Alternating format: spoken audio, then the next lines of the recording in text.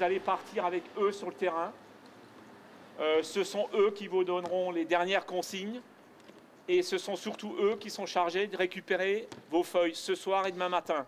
Il est 16 h, ce sont les dernières recommandations avant le départ pour Lillewald.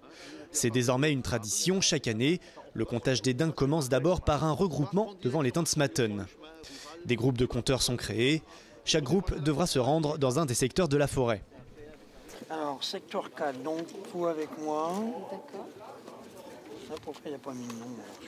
En 2007, il y avait 340 daims dans Lillewald. Les plans de chasse annuels permettent de contenir leur nombre et éviter la surpopulation. Trop de daims, en effet, pourraient nuire à la forêt. Ça fait quand même partie du patrimoine naturel de la ville de Sélestat.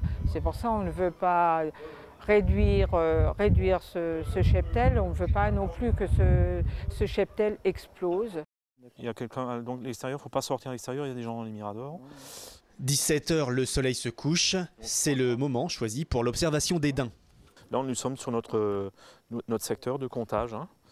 Les 80 compteurs sont chacun sur un secteur différent. Et on va circuler calmement sur l'ensemble de ces 4 parcelles, hein, sur à peu près 70 hectares. Pour Jean-Marie Klusman, la surveillance des daims, c'est un peu toute l'année.